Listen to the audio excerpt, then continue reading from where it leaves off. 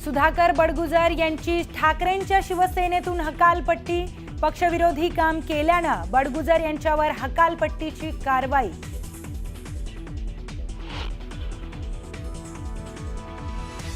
मनसे युतीबाबत आम्ही सकारात्मक, महाराष्ट्र हितासाठी सोबत येणाऱ्यांचं स्वागतच करू, आदित्य ठाकरेंचं वक्तव्य। तर उद्या ओवेसी आझमींनाही सोबत घेणार का, संजय शिरसाटांचा ठाकरेंना सवाल।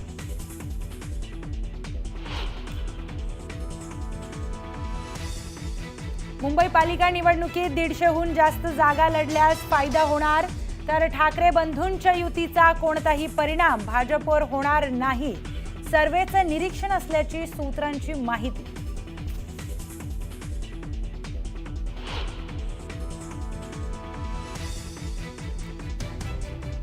निधी वाटपाच्या फाईलींवर मी एकटा सही करत नाही, मुख्यमंत्री देखील सही करतात, निधी वाटपावर अजित पवारांचं परखड मत।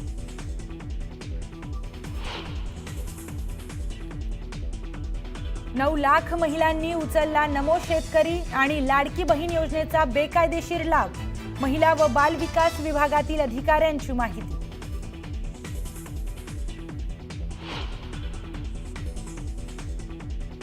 पंढरपूरमध्ये व्हीआयपी दर्शन रांगेंचा मुद्दा पुन्हा तापला, सामान्य रांगेतील भाविकांना लागतोय 10 ते 12 तासांचा वेळ, व्हीआयपी दर्शनावरून भाविक झाले संतप्त।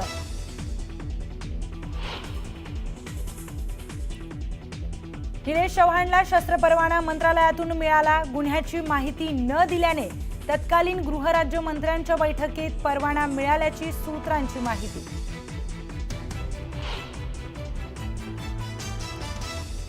धार्मिक विधींसाठी धनंजय मुंडे नाशिकच्या रामकुंडावर, काही दिवसांपूर्वीच धनंजय मुंडे यांनी इगतपुरीत केली होती विपश्यना।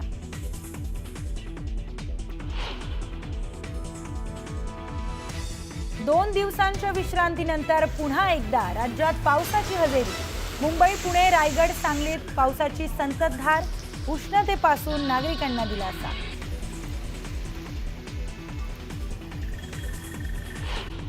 आमदार सुरेश धस यांनी पोलीस अधिकारी सुपेकर यांच्यावर गंभीर आरोप केलाय। सुपेकरांनी जेलमधील आरोपींकडून 300 कोटी मागितल्याचा गंभीर आरोप सुरेश धस यांनी केलाय। सुरेश धस यांनी हगवणे कुटुंबावर हल्लाबोल केलाय। हगवणे बाहेर आले तर लोक त्यांना टोमॅटो आणि शेण मारतील, मात्र त्यानं काही होणार नाही, ते बाहेर आल्यावर त्यांच्यासाठी एक गाडी आणि कवच तयार ठेवा, असं थेट आवाहन त्यांनी जाहीर कार्यक्रमातून केलं। वैष्णवी हगवणे प्रकरणातील सह आरोपी निलेश चव्हाण याच्या अडचणी वाढणार आहेत। वारजे पोलीस निलेश चव्हाणचा ताबा मागणार आहेत। पुण्यातील वारजे पोलीस स्टेशनमध्ये निलेश चव्हाण विरोधात आर्म्स ॲक्टनुसार गुन्हा दाखल करण्यात आलाय। कसवटे कुटुंबियांना बंदुकीनं धमकावल्याच्या विरोधात पुण्यातील वारजे पोलीस स्टेशनमध्ये निलेश चव्हाण विरोधात गुन्हा दाखल करण्यात आलाय। निलेश चव्हाणचा शस्त्र परवाना मंत्रालयातून मिळाल्याची माहिती सूत्रांनी दिली आहे। गुन्ह्याची माहिती न दिल्यानं तत्कालीन गृहराज्यमंत्र्यांच्या बैठकीत निलेशला परवाना मिळाल्याची माहिती सूत्रांनी दिली आहे। आगामी निवडणुकांच्या पार्श्वभूमीवर पुण्यामध्ये मनसे ॲक्टिव्ह मोडवर आले आहे। पुण्यातील शहर कार्यालयामध्ये मनसेच्या स्थानिक पदाधिकाऱ्यांनी बैठक पार पडली असून मनसे सर्वच जागांवर निवडणूक लढण्याची शक्यता आहे। निधी वाटपावरून अजित पवारांनी परखड मत व्यक्त केलंय। निधी वाटपाच्या फाईलवर मी एकटाच सही करत नाही, मुख्यमंत्री देवेंद्र फडणवीस देखील सही करतात, असं विधान अजित पवार यांनी केलंय। विरोधी पक्षांच्या इंडिया आघाडीची महत्त्वाची बैठक दिल्लीमध्ये मंगळवारी पार पडली। या बैठकीला राष्ट्रवादी काँग्रेस शरद पवार गटाची अनुपस्थिती होती। इंडिया आघाडीनं पंतप्रधान नरेंद्र मोदींना पत्र लिहून पहलगाम दहशतवादी हल्ला, ऑपरेशन सिंदूर आणि त्यानंतरच्या घटना लक्षात घेऊन संसदेचं विशेष अधिवेशन बोलावण्याची मागणी केली आहे। या पत्रावर राष्ट्रवादी काँग्रेस शरद पवार गटाच्या कोणत्याही नेत्याची किंवा खासदाराची स्वाक्षरी नाही। काही दिवसांपूर्वी विपश्यनेसाठी गेलेल्या माजी मंत्री धनंजय मुंडे यांनी धार्मिक विधींसाठी नाशिकच्या रामकुंडावर हजेरी लावली। यावेळी ते धार्मिक कार्यक्रमासाठी नाशिकमध्ये आल्याची माहिती मिळते।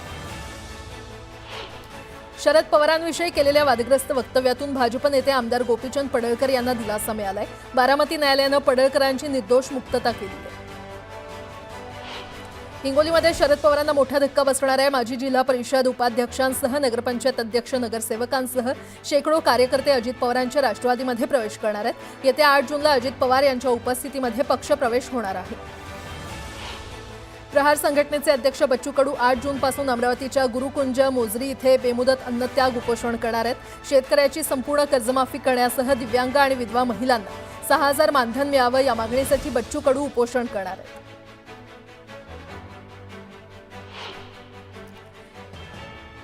आणि आता एक सविस्तर बातमी पाहूयात। विद्यार्थ्यांमध्ये राष्ट्रभक्तीची जाणीव निर्माण करण्यासाठी आता पहिलीपासून सैनिकी शिक्षण दिलं जाणार आहे। शालेय शिक्षण मंत्री दादा भुसे यांच्या या प्रस्तावाला मुख्यमंत्री आणि उपमुख्यमंत्र्यांनी देखील हिरवा कंदील दाखवलाय। त्यामुळे लवकरच शालेय शिक्षणात सैनिकी प्रशिक्षण अनिवार्य करण्याच्या हालचाली सुरू झाल्यात।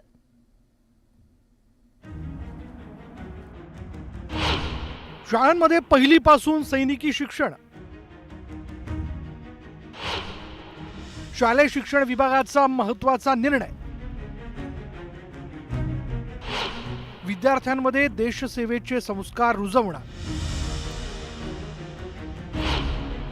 राष्ट्रप्रथमची भावना निर्माण होणार।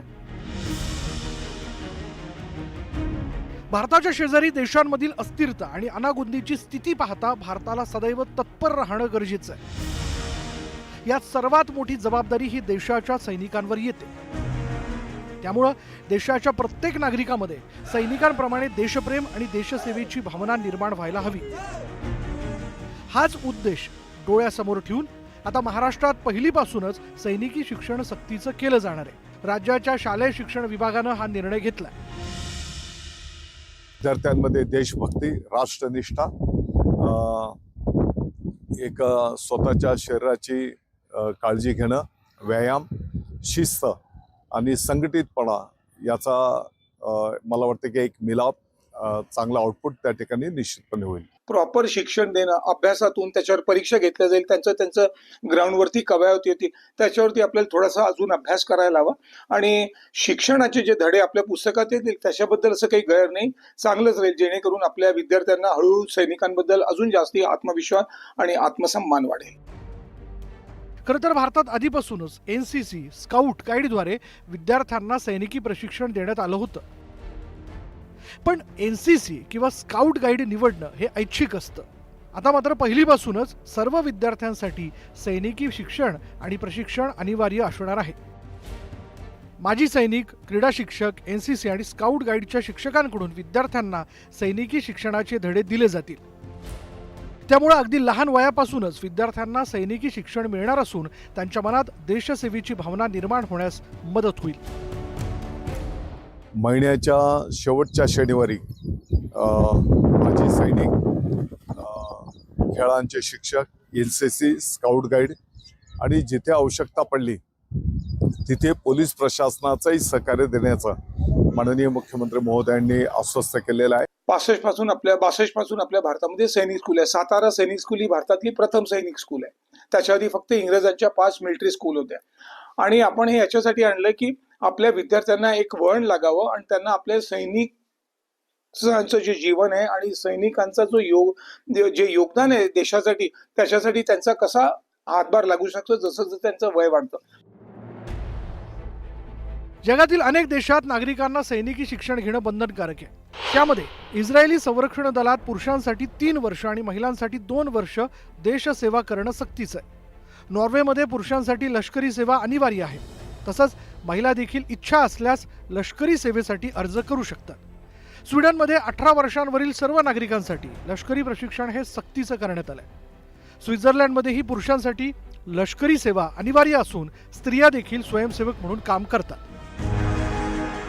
पण आपल्या देशातील परिस्थिती वेगळी आहे, कारण भारतात सैन्यात काम करण्याची इच्छा असणारे कोट्यवधी तरुण आहेत। त्यामुळे कुठल्याही सैन्य भरतीत आवश्यकतेच्या 10 पट तरुणांची गर्दी होत असते। त्यामुळे इतर देशांप्रमाणे आपल्या देशात सैन्य प्रशिक्षण सक्तीचं करण्याची गरज नसली तरी महाराष्ट्र सरकारनं मात्र शालेय शिक्षणापासूनच सैनिकी शिक्षण सक्तीचं करत एक पाऊल पुढे टाकलंय। शरद जाधव, न्यूज 18 लोकमत, मुंबई। पुन्हा एकदा बातम्या पाहणार आहोत वेगवान स्वरूपात। लोणावळ्यामध्ये गोवंशांना भूल देऊन पळून नेण्याचा कसायांचा प्रयत्न फसलाय। गोरक्षांच्या सतर्कतेमुळे 3 गोवंशांना जीवनदान मिळालंय।